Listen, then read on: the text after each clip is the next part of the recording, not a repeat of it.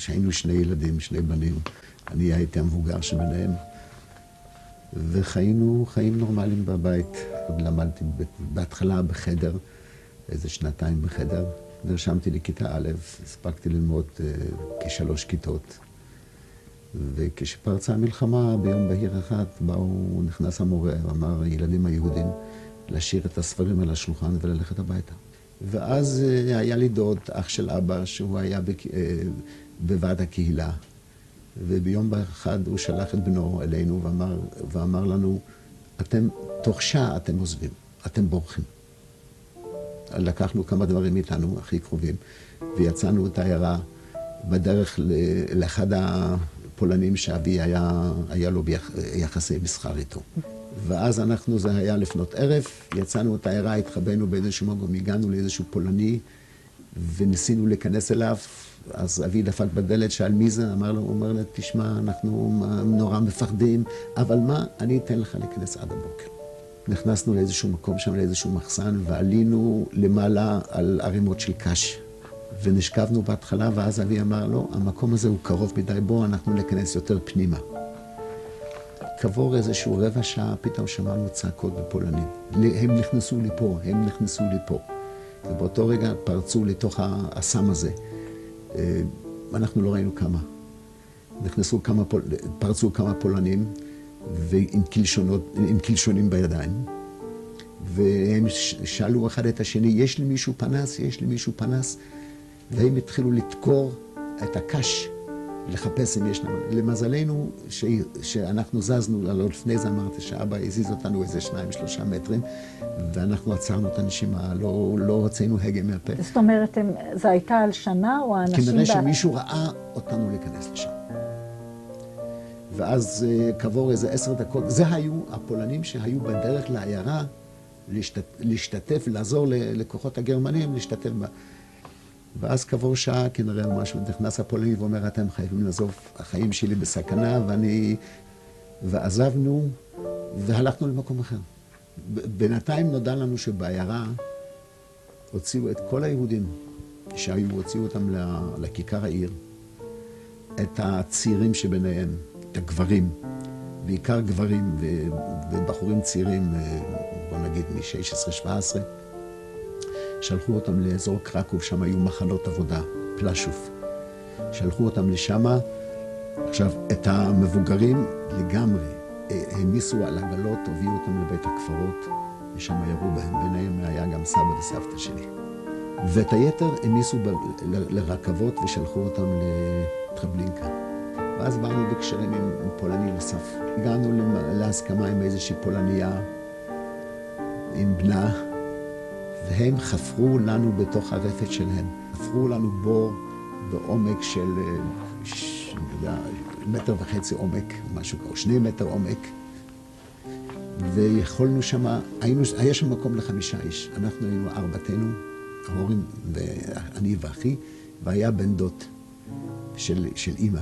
ואנחנו שם היינו כל 5. מדברים שם על תקופה של כחודש וחצי.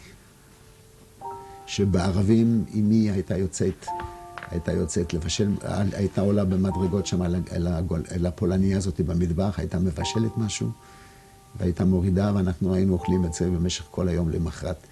לפעמים היינו מצליחים לצאת ולהתרחץ. אתם איך חיים בעצם בבור נורא, חודש? זה נורא. אתה יכול לתאר לי כן, איך... כן, בערב יושבים... את החיי, באמת, איך מתחיל היום? איך מתחיל היום בבור? יושבים, שוכבים. לשבת כבר לא היה, תראי, לקום כמעט אי אפשר היה בגלל הגובה של הבור. אז יושבים ושוכבים בתוך הבור. ומנסים להתנקות קצת, מורידים את החולצה ומחפשים קינים ודברים כאלה, ולא היה חסר. איכשהו, עוד כל כמה ימים הצלחנו איכשהו לצאת אחד בערב, ואמא הייתה רוחצת אותנו קצת. אתם מדברים ביניכם? אנחנו מדברים, כן. על מה? על מה יהיה העתיד. אנחנו אורזים את הכמה דברים שיש לנו, ואנחנו יוצאים בערב. מחכה המסחלת, אנחנו עולים על המסחלה, ונוסעים קרוב לגבול, בתוך יער. זה חורף 42. אנחנו מגיעים לנקודה של הגבול, ואנחנו רוצים לחצות. באותו רגע הפולני הזה עוצר אותנו, תופס את אבא ועוצר אותו, ועל הכביש, על הדרך הזאת, עובר אופנוע גרמני עם 3 גרמנים. ואנחנו נשארנו לעמוד כמו מעובדים. אחרי שהאופנוע הזה עבר, חצינו את הכביש.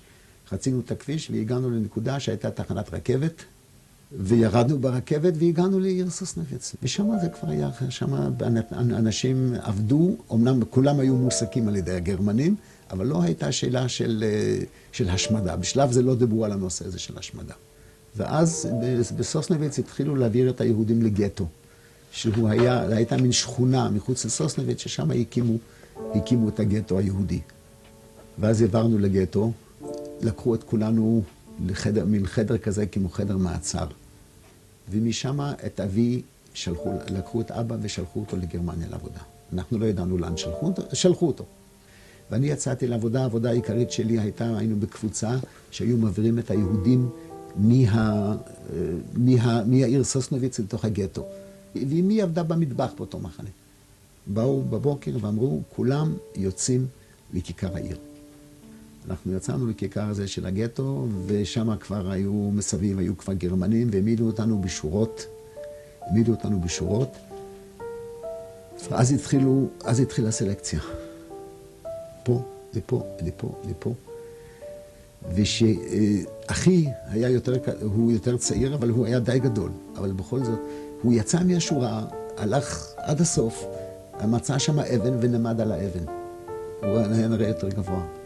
ואני ראיתי שאת אמי שולחים אותה למקום מסוים. אמי הייתה אישה כנראה צעירה אז, והיא כנראה לא תראה על עצמה. ככה אני מניח שאנחנו בתור 2 ילדים שאותנו ייקחו למחנה עבודה.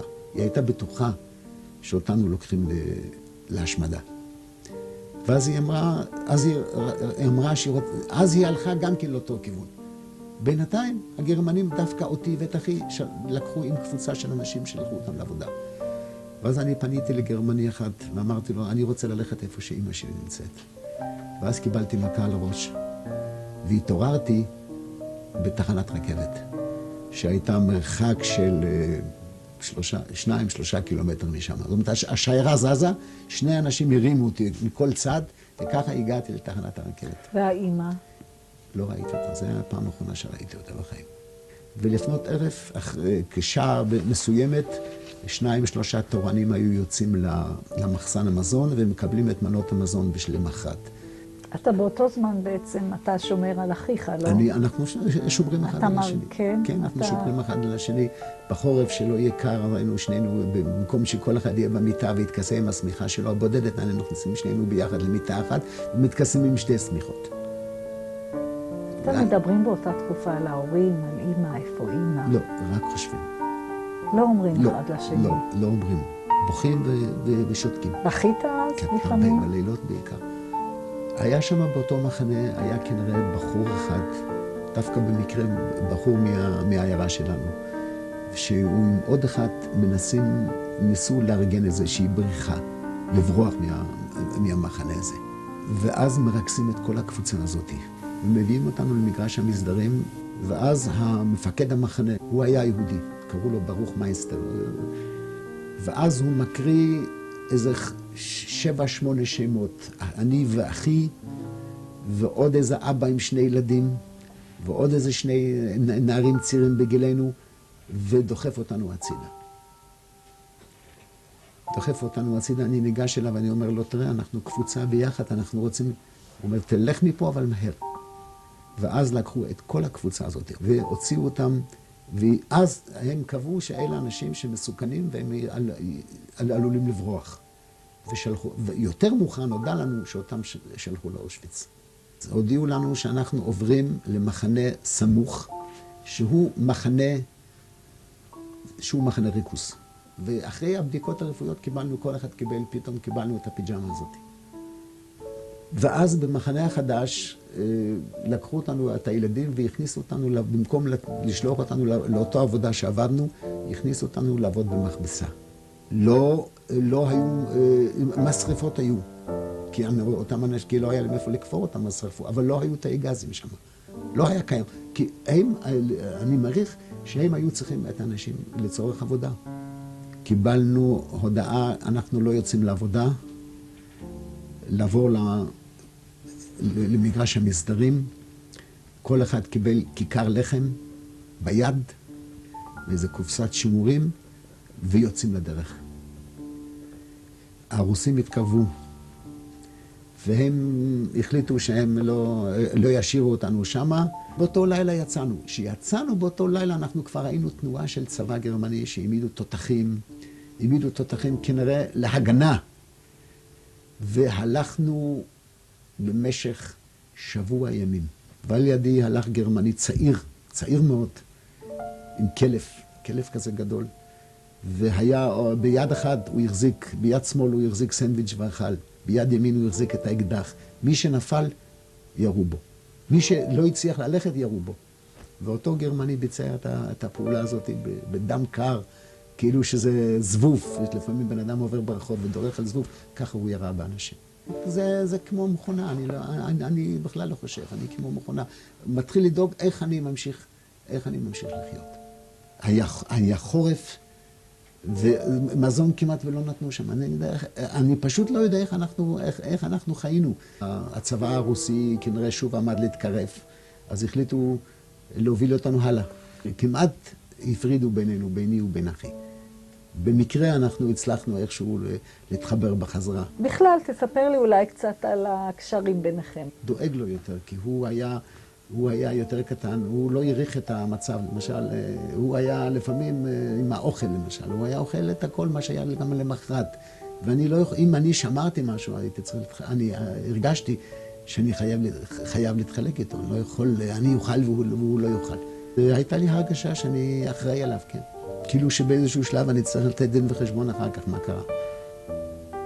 אם אחרי מלחמה נפגוש את... והחלום היה שאחרי מלחמה בכל זאת לא ידענו איפה שאבא. הכל מדובר על חורף 45. ובגוס רוזן המיסו אותנו על קרונות פתוחים. אז אני ואחי עבדנו בחדר המשמר של הגרמנים. זה כנראה היה אפריל 45. הגרמנים החליטו שאנחנו שוב עוזבים. התחילו להציד אותנו בחזרה לתוך גרמניה, למינכן בדרך לדכאו. זו הייתה הליכה של, שוב, 6-7 ימים. הליכה קשה. במרחק של יום אחד הליכה לפני דכאו אנחנו יושבים במחר, ופתאום מגיחים שני מטוסים. הבדילו, או שהם לא הצליחו לראות שזה אסירים, והם פתחו באש על המאה הראשונה שלך. ומהמאה הראשונה הם כמעט נהרגו כולם. אסירים מידי כוחות הברית.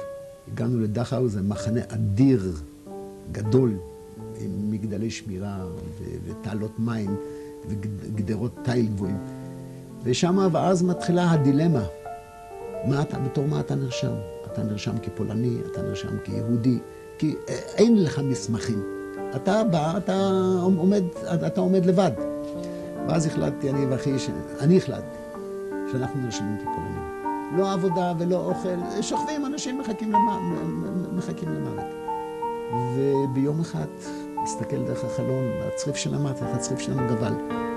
ואני רואה שהגרמני שעומד על מגדל השמירה, מפנה את מכונת העירייה לתוך המחנה. מחטט לתוך החפצים שלו ומוציא מגבת לבנה ותולה על מכונת העירייה מגבת לבנה.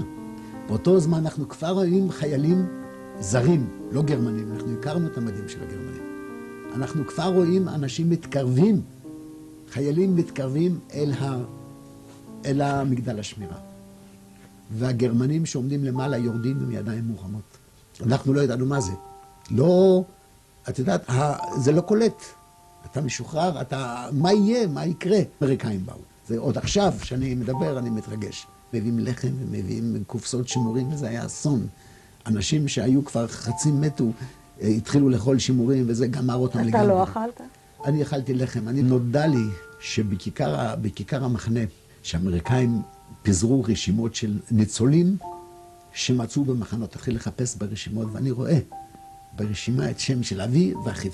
אני אומר לאחי, תשמע, נודע לי איפה שזה, אני נוסע לחפש את אבא. אתה תישאר פה, הפקדתי אותו שם אצל אנשים שהכרנו, שהיינו, ואני יוצא, ואני מתחיל ללכת. ואני עובר איזה מרחק של לפחות 20 קילומטר. אז אני שואל מישהו, אולי ראית, אולי שמעת את השם הזה, אולי ראית. אז הוא אומר לי, תשמע, אתמול הייתי במספרה והיה שם מישהו שקוראים לו לפקוביץ', אבל הוא לא נמצא פה, הוא נמצא במרחק של כ10 קילומטר מפה. בבוקר קמנו והלכנו לאותו מקום. אני עומד, אני רואה את הדוד שלי עובר. הוא ראה אותי, הבן אדם נדהם. לא עלה על דעתו. הוא אומר, איפה אמא? אמרתי, הוא שאל, דבר ראשון הוא שאל על אמא. אמרתי לו, אמא אני לא יודע. לא פגשתי אותה, לא יודע איפה שהוא נאמר. אותו דבר היה עם אבא, הוא נדהם. ואז אמרתי לו שהאחי נמצא על הפולנים יש לי כעס. יותר מעל הגרמנים. כן, על הפולנים. אולי תסביר על זה. כי הגרמנים, אני חושב, הגרמנים עשו את זה תחת ההשפעה של השלטון שלהם. והפולנים עשו את זה מתוך אהבה. כי הם שונאי יהודים.